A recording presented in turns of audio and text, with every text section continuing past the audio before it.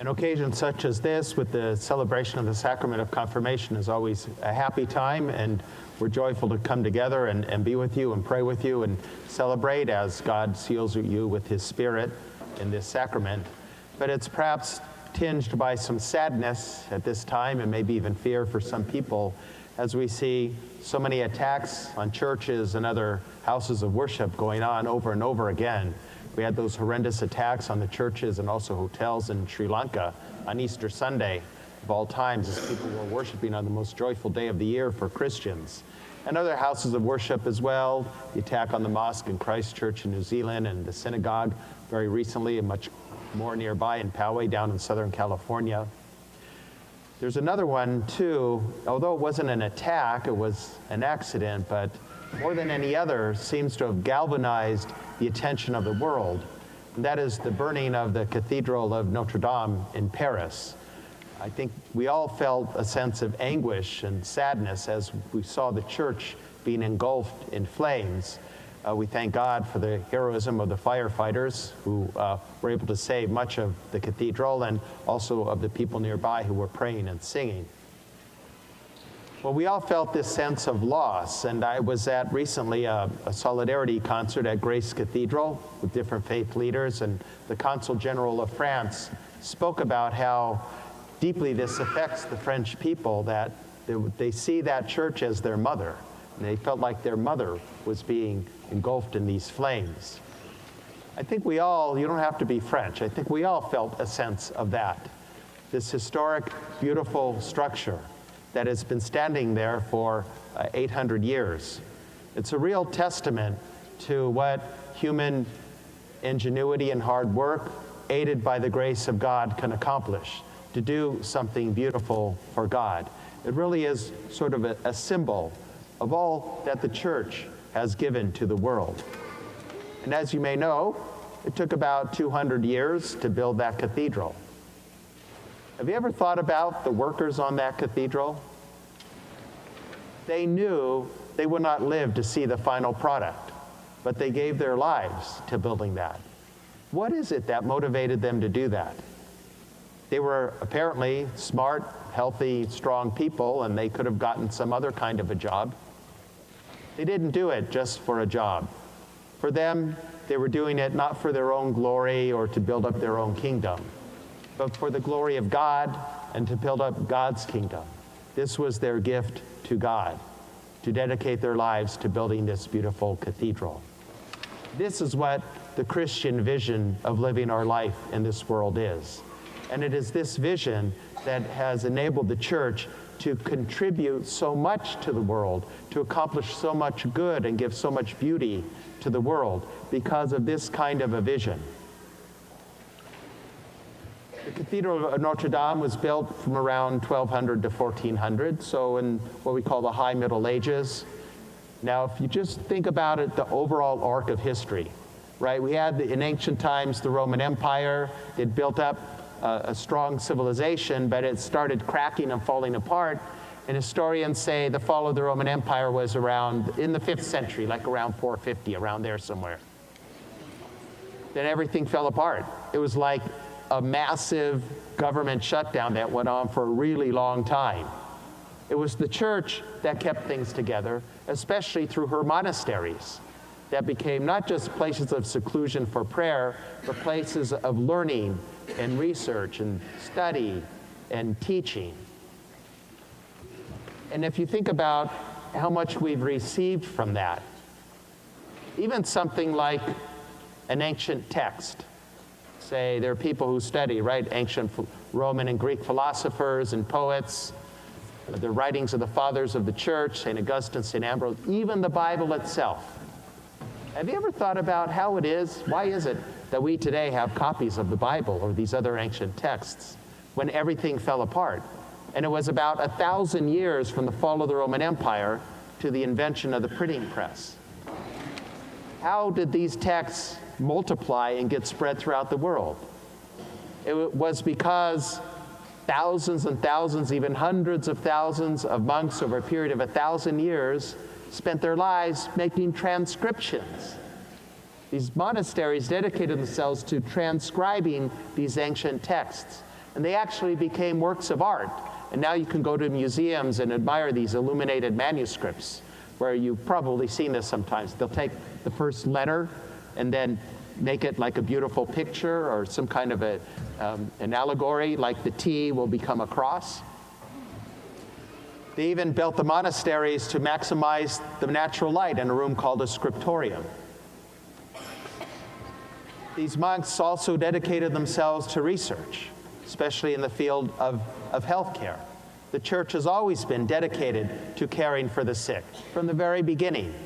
The very ancient times when Christianity was just starting out, plagues would break out in the city of Rome, and the people of means would flee to the hills for safety and stay there until the plague subsided. It was the Christians who stayed behind to take care of the sick, and not just their own, anyone who was sick, at risk of their own health and even their own lives. It was this kind of altruistic life, this focus on the good of the other, that helped the church bring the world to Christ. Later on, as the church developed her ministry of healthcare, she got the idea to bring the different areas of healthcare together in one place. We call that a hospital. The church gave us the hospital in the Middle Ages. And of course, it has continued to grow and develop to this day with marvelous breakthroughs in the field of healthcare. The whole field of study and research in general, the scientific method of inquiry.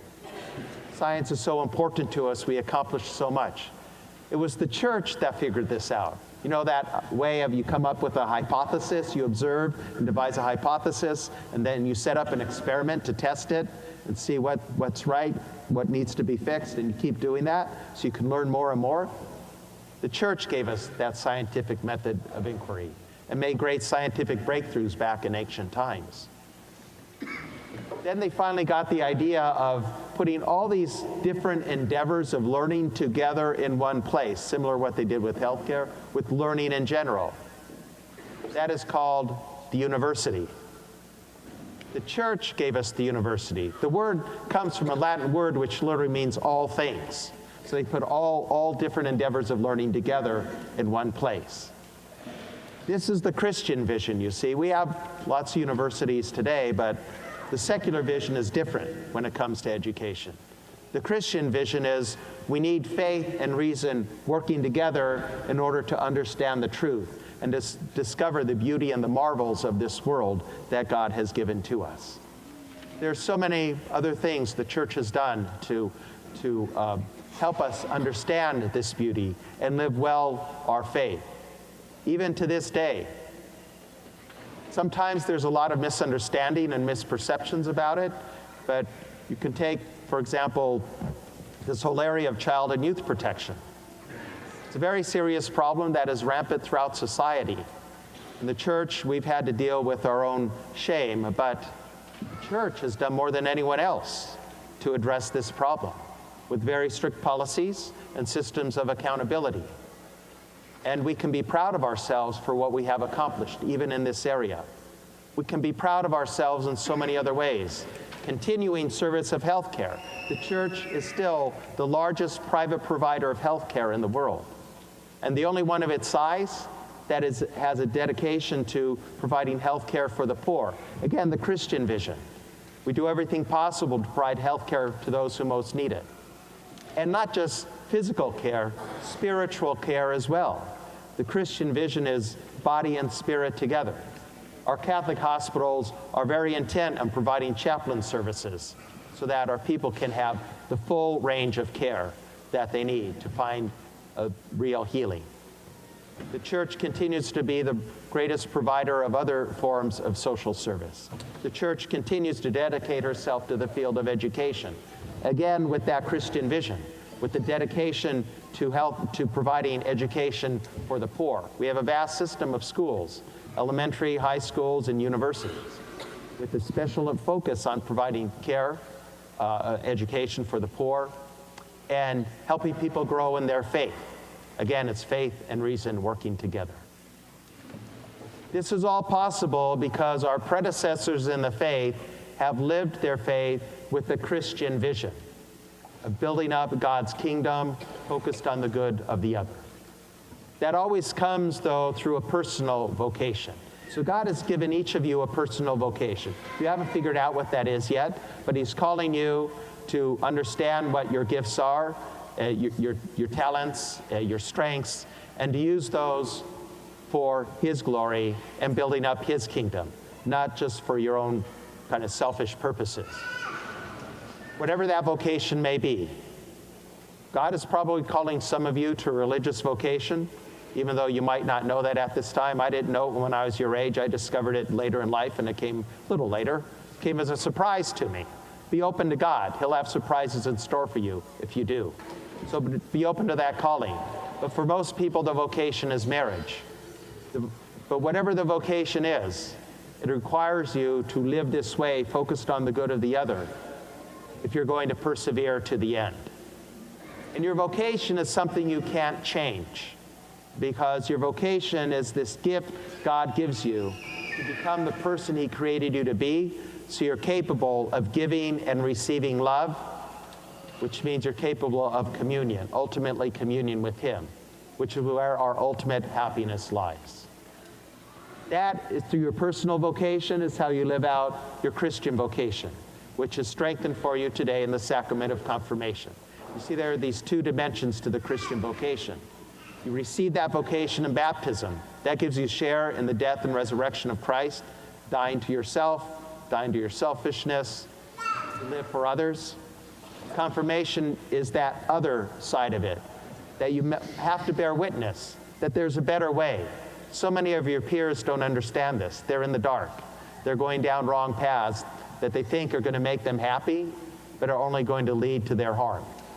You need to give them an example and guidance by word, but especially in deed, that there is a better way, a way that really leads to the happiness that God has in store for us.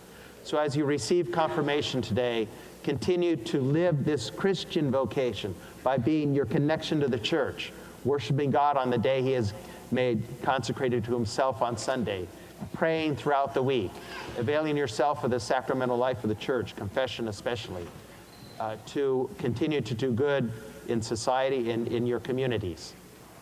In this way, you'll discover that personal vocation God has given you, so you could be people capable of giving and receiving love, knowing the happiness that God wants you to have. En este sacramento de la confirmación, nuestros hermanos y hermanas van a ser sí confirmados en su vocación de cristianos. Esta vocación inicia con el bautismo, que da una participación en la muerte y resurrección de Cristo. Muerte del sentido de morir a sí mismo, al egoísmo, al pecado, para poder participar en la vida de Cristo. Pero esta vocación tiene dos dimensiones. Esta dimensión personal de morir con Cristo, sino también una dimensión hacia el otro. Es decir, ser testigo a la buena nueva de Jesucristo. Que hay un modo mejor para vivir en unión con Cristo que nos trae a la verdadera felicidad que Él quiere para nosotros, viviendo nuestra vocación personal que actualiza la vocación cristiana. As your vocation began in baptism, now, my brothers and sisters, you are candidates for confirmation. I will now ask you to renew those promises of baptism, right? Your parents and godparents made them for you when you were baptized, right? And now you're asking to receive confirmation to live your faith as a mature Catholic. So now you renew those promises in your own name. So candidates for confirmation, please stand for the renewal of your baptismal promises.